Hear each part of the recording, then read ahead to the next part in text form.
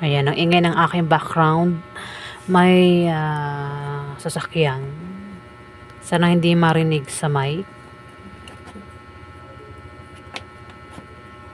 Kanina pa maingay yung background ko, no? Sana hindi marinig sa mic. Pero hayaan na natin. Ituloy na lang natin ito. Hello Gemini, hello po sa inyo. Alamin natin ang pangyayari at kaganapan sa August 10 hanggang August 16. Ito ay isang linggong ganap sa inyo, Gemini. At bahala na po kayo makaresonate kasi marami po ang Gemini. Umpisahan na natin. Ganap kayo sa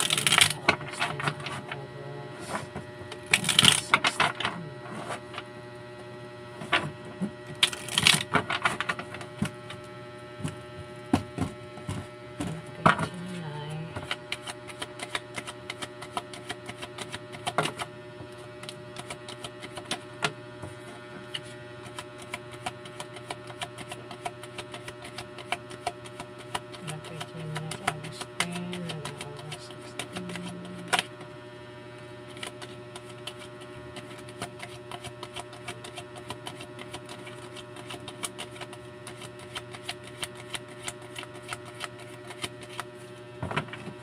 Ganyan, pag maingay ang background ko, sumisigaw din ako, di ba? Nakakainis ang ingay ng background.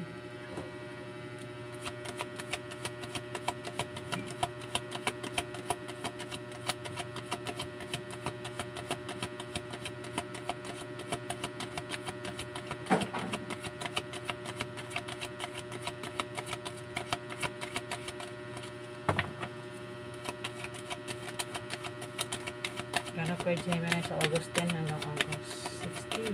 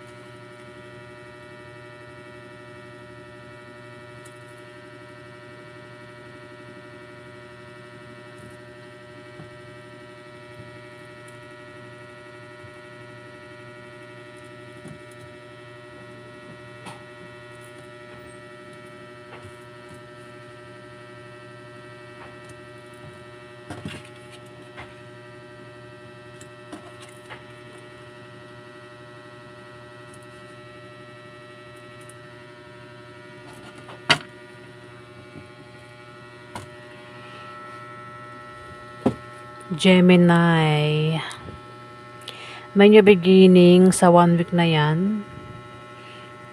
May magsisimula, no? May bagong magsisimula raw sa inyo. Kumbaga, kung dati nakaramdam kayo na parang nabigo, parang tawag ito, parang patay, di ba? Patay. Pero sa 1 week na yan, parang muli kayong mabubuhay dito, Gemini. New beginning. May mga bagong opportunities din ang darating sa 1 week na yan.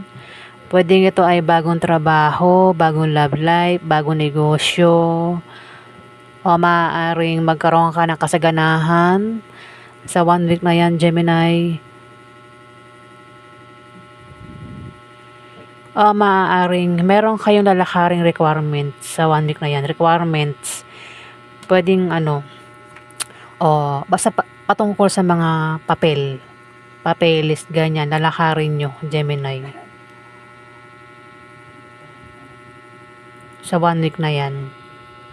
Pwede rin ang iba sa inyo ay new look new look. Pwede magpagupit ng buhok, magpa-blondie, bagong damit. Sa 1 week na yan, basta may pagbabagong mangyayari sa inyo, Gemini. Meron ka rin na babalansihin o transfer. Pwede mag-transfer ka ng pera mo sa GCash to GCash, Paymaya to GCash, Gemini. Transfer daw. Hindi ko alam kung pera yan. Basta mayroon kang pagta-transfer na gagawin sa 1 week na yan, Gemini. Magiging busy ka rin daw sa trabaho mo, negosyo, o kung saan man yan na ikaw ay magiging busy. At habang busy ka, may hindi ka inaasahang paparating na tawag, chat, message. At paghandaan mo ang laman ng message na yan o tawag na yan, Gemini, sa 1 week na yan.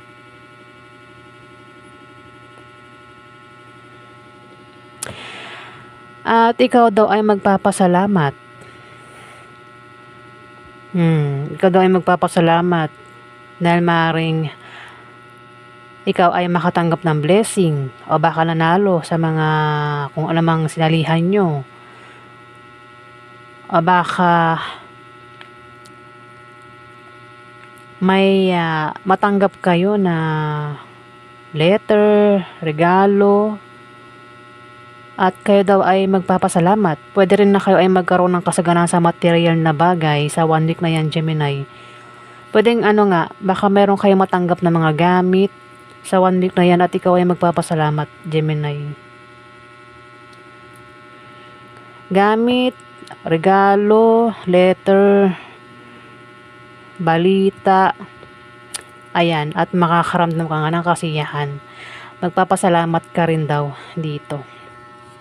Aray ko, ang balakang ko, sakit. Ang sakit ng balakang ko. Pwede rin na ikaw ay may pangarap na magkakatotoo, kaya ikaw ay magpapasalamat dito, Gemini.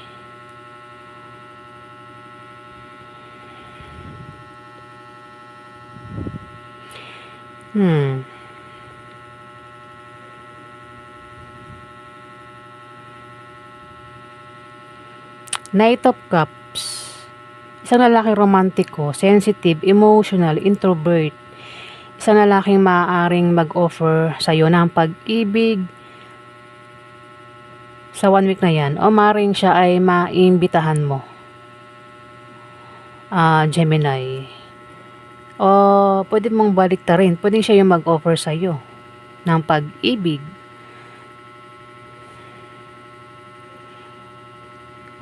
Maimbitahan ka niya sa 1 week na yan.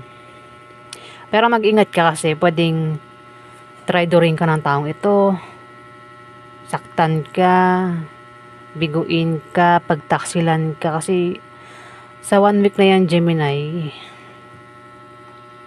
may mga taong maaaring magtaksil sa'yo.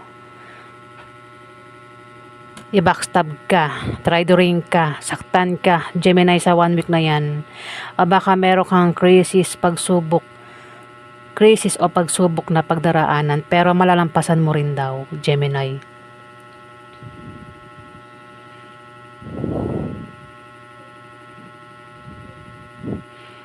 Ikaw yung klase ng tao na kahit nasasaktan, naka-smile ka pa rin, Gemini.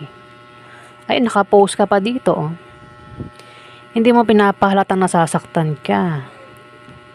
Kahit ay nakatusok na yung mga swords sa'yo, naka-smile ka pa rin dito, naka-pose ka pa rin.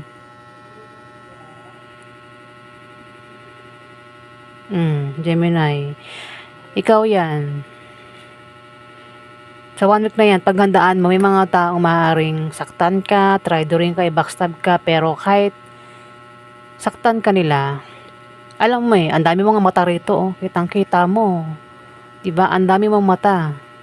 Alam mo kung sino-sino sila na pwedeng manakit sa'yo, pero hindi mo pinapakitang apektado ka o nasasaktan ka sa 1 week na yan, Gemini.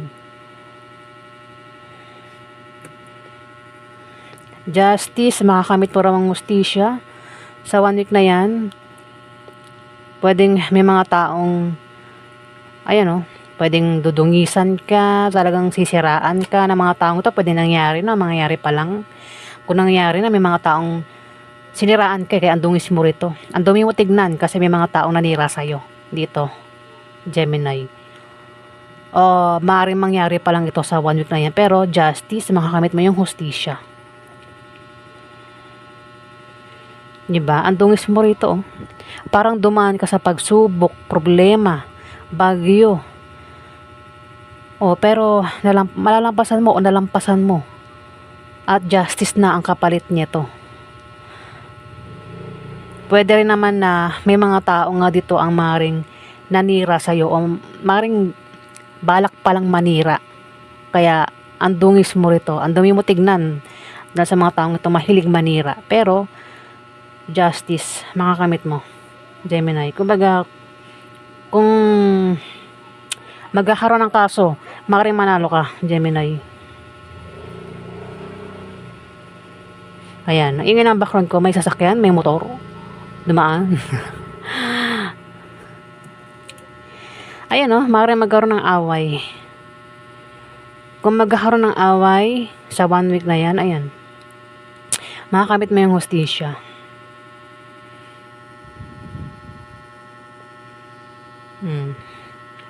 Kasi may pag-atake yung mangyayari. Meron kang kumpiyansa sa sarili mo, Gemini. Dito, kung may aaway sa'yo, hindi mo atrasan, papatulan mo.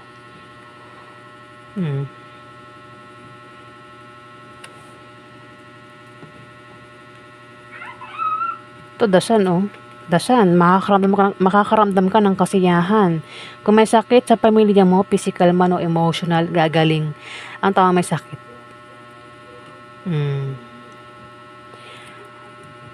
May pagtulong din na mangyayari sa 1 week na yan. Pwedeng tulungan ka o siya yung tutulungan mo.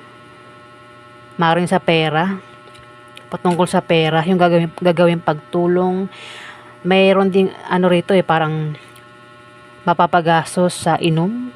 Maaaring magkaroon ng inuman sa 1 week na yan, pero kahit gumastos, nakabalanse pa rin ang pera sa 1 week na yan.